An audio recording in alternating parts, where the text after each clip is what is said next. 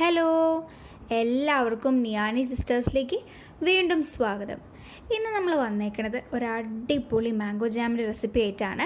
ഈ ജാം ഉണ്ടാക്കിയെടുക്കാനായിട്ട് നല്ല എളുപ്പമാണ്, അതുപോലെ തന്നെ കഴിക്കാനായിട്ടും അടിപൊളി ടേസ്റ്റാണ്. നമ്മൾ പുറത്തുനിന്നൊക്കെ വാങ്ങുന്ന ജാമിൻ്റെ അതേ ടെക്സ്ചറിൽ തന്നെ നമുക്ക് വീട്ടിൽ ജാം ഉണ്ടാക്കിയെടുക്കാനായിട്ട് പറ്റും. അപ്പം നമുക്ക് എങ്ങനെയാണ് വളരെ ടേസ്റ്റി ആയിട്ടുള്ള ഈ മാംഗോ ജാം ഉണ്ടാക്കിയെടുക്കാൻ നോക്കാം.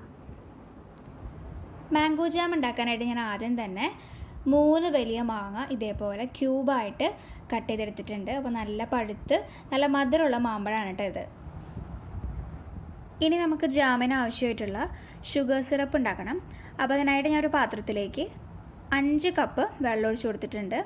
250 ml കപ്പിനാണ് നമ്മൾ 5 കപ്പ് വെള്ളം ഒഴിച്ചേക്കുന്നത്. ഇനി ഇതിലേക്ക് നമുക്ക് 1.5 കപ്പ് പഞ്ചസാര ചേർത്ത് കൊടുക്കാം. പഞ്ചസാരയൊക്കെ നമ്മുടെ മാമ്പഴത്തിൻ്റെ മധുരത്തിനനുസരിച്ച് നമ്മൾ ചേർത്ത് കൊടുത്താൽ മതി. ജാമൊക്കെ ആയതുകൊണ്ട് തന്നെ നല്ലൊരു മധുരം വേണമല്ലോ. അപ്പോൾ അതുകൊണ്ട് ഞങ്ങൾ 1.5 കപ്പ് പഞ്ചസാര ചേർത്ത് കൊടുത്തിട്ടുണ്ട്. ഇനി ഇതിലേക്ക് ഒരു കഷ്ണം പട്ട ഇട്ട് കൊടുത്ത് നന്നായിട്ടൊന്ന് ഇളക്കി യോജിപ്പിച്ച് നന്നായിട്ട് നമുക്കിതിനെ ഒന്ന് തിളപ്പിച്ചെടുക്കാം.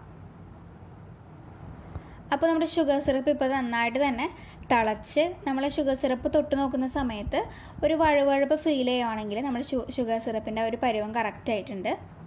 അപ്പോൾ ഇങ്ങനത്തെ ഒരു പരുവാണ് നമുക്ക് വേണ്ടത്. നമ്മൾ തൊട്ട് നോക്കുമ്പോൾ അങ്ങനെ വഴുവഴുപ്പ് പോലെ ഫീൽ ചെയ്യണം. അപ്പോൾ ആ ഒരു പരുവാണ് നമുക്ക് വേണ്ടത്. അങ്ങനെ വന്നു കഴിയുമ്പോൾ നമുക്ക് ലോ ഫ്ലെയിമിലേക്ക് ഇട്ട് കൊടുക്കാം. പിന്നെ ഒരു കാര്യം കൂടി ഉണ്ട്, നമ്മൾ ഷുഗർ സിറപ്പ് വല്ലാതെ അങ്ങോട്ട് സ്റ്റിക്കി ആയിട്ട് പോകാനായിട്ട് പാടില്ല. ആ ഒരു കാര്യം പ്രത്യേകം ശ്രദ്ധിച്ചോളൂ കേട്ടോ. ഇപ്പോൾ ഷുഗർ സിറപ്പ് നമ്മൾ ലോ ഫ്ലെയിമിലിട്ട് നന്നായിട്ട് തന്നെ തിളപ്പിച്ചെടുത്തിട്ടുണ്ട്. ഇനി ഇതിലേക്ക് നമ്മൾ നേരത്തെ കട്ട് ചെയ്ത് വെച്ചിട്ടുണ്ടായിരുന്ന ആ മാങ്ങ മിക്സിയുടെ ജാറിലിട്ട് വെള്ളം ചേർക്കാതെ അരച്ചെടുത്തിട്ടുണ്ട്. ആ ഒരു മാങ്ങ അരച്ചെടുത്തതിന് നമുക്കിതിലേക്ക് ഇട്ട് കൊടുക്കാം. പിന്നെ നമ്മൾ എപ്പോഴും മാങ്ങ എടുക്കുമ്പോൾ നാരില്ലാത്ത മാങ്ങ നോക്കിയിട്ട് എടുക്കുക. നാര് ഉള്ളതാണെന്നുണ്ടെങ്കിൽ നമ്മൾ ജാം ഉണ്ടാക്കി കഴിയുമ്പോൾ അത് കഴിക്കുന്ന സമയത്ത് നമുക്ക് അതിൻ്റെ ഇടയിൽ നിന്നൊക്കെ നാര് കിട്ടും. അപ്പോൾ അതുകൊണ്ടാണ് നാരില്ലാത്ത മാങ്ങ എടുക്കുന്നത്. എന്നിട്ട് നമുക്ക് നന്നായിട്ടൊന്ന് ഇളക്കി മിക്സ് ചെയ്തിട്ട് കൊടുക്കാം. അപ്പോൾ നമ്മൾ ലോ ഫ്ലെയിമിലിട്ട് ഇടയ്ക്കിടയ്ക്ക് ഇതുപോലെ ഒന്ന് ഇളക്കി കൊടുക്കണം, അല്ലെങ്കിൽ അടിയിൽ പിടിക്കും. അതുകൊണ്ടാണ് നമ്മൾ ഇടയ്ക്കിടയ്ക്ക് ഇതുപോലെ ഒന്ന് ഇളക്കി കൊടുക്കുന്നത്.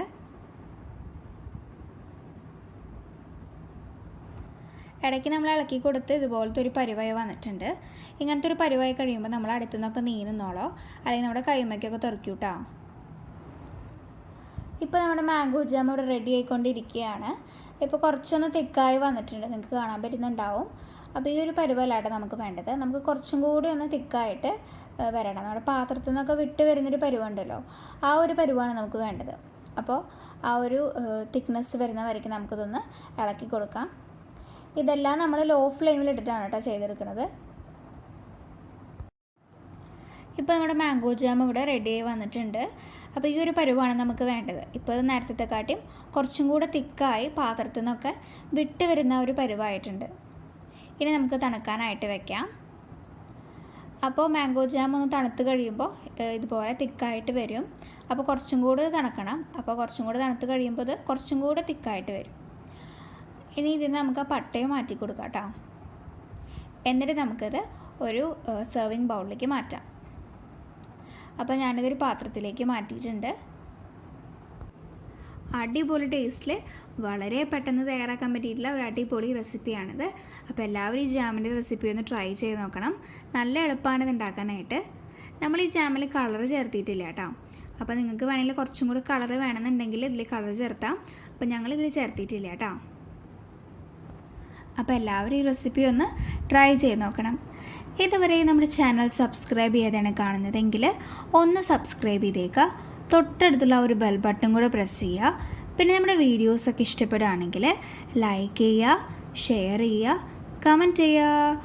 അപ്പോൾ ഇത്രയുള്ള നമ്മുടെ വീഡിയോ. Bye bye.